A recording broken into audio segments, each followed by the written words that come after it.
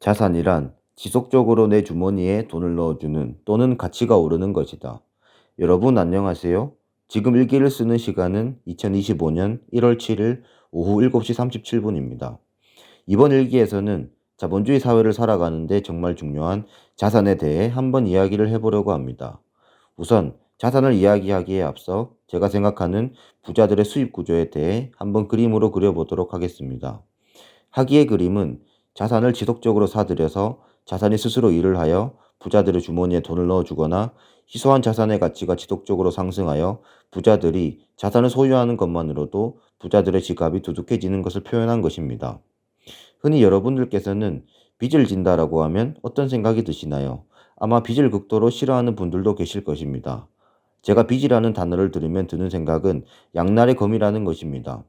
빚을 좋게 사용하면 자산을 효율적으로 좀 더 빠르게 늘려나갈 수 있다고 생각하며 잘못된 방향으로 빚을 지게 되면 그분은 아마 평생 헤어나오기 힘들 수도 있다고 생각합니다.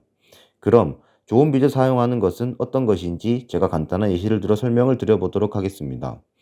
흔히 부동산이라고 하면 아파트를 많이 떠올리실 텐데요. 저는 아파트가 아닌 공장을 예시로 들어 한번 설명을 해보도록 하겠습니다. 권리 분석을 전부 제외한 단순 감정가와 최저가만 보고 예시를 들어보도록 하겠습니다.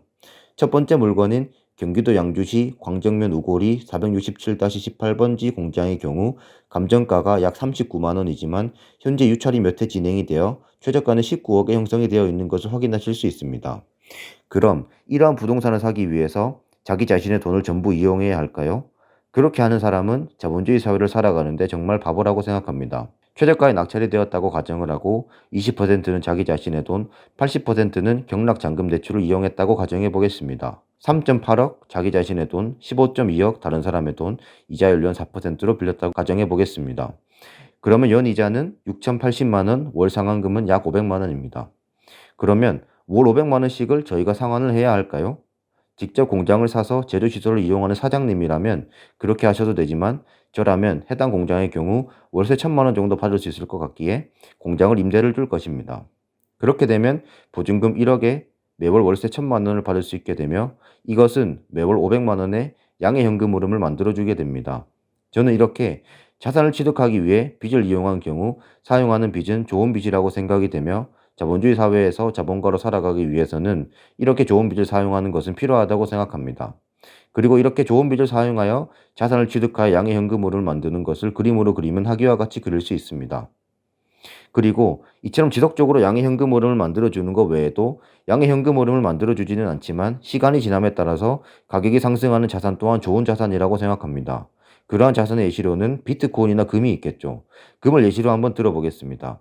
아래는 금 10년 차트인데요. 차트를 보면 중간중간 하락은 있지만 장기적으로 보면 엄청난 상승을 보여주고 있는 것을 확인할 수 있습니다. 금의 경우 산다고 해서 이자나 배당금을 지급하여 양의 현금 흐름을 만들어주지는 않지만 인플레이션이나 환율 상승 등을 방어할 수 있는 안전자산으로서 기능을 하며 희소한 자원임에 지속적인 가격 상승을 보여주고 있습니다. 그래서 어른들이 이야기하는 것을 들어보면 5년 전, 10년 전 금의 가격과 비교해서 현재의 금의 가격이 많이 올랐다고 하는 것을 많이 들을 수 있었습니다. 저는 과거에도 그랬듯이 미래에도 금의 가격은 지속적으로 상승할 것이라고 생각합니다. 금과 은의 경우 가치머니라고도 합니다. 저희가 지구에 태어나기 전부터 있었고 저희가 지구를 떠난 뒤에도 금과 은은 존재할 것이기 때문입니다. 그래서 부자 아빠 가난한 아빠의 저자 로버트 기요사키의 경우 자신의 부의 가장 단단한 첫 번째 기반을 금과 은으로 쌓고 두 번째 층으로는 부동산, 세 번째 층으로는 지적 재산으로 구성하고 있다고 말한 적이 있습니다.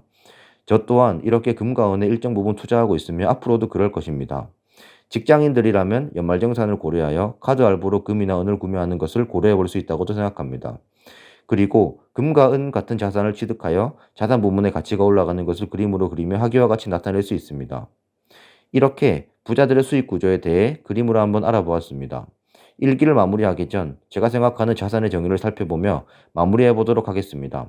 자산이란 자산 스스로 일하여 내 주머니에 지속적으로 돈을 넣어주는 것 또는 자산을 소유함으로써 그것의 희소성으로 인해 지속적으로 가치가 올라 나에게 수익을 가져다 주는 것.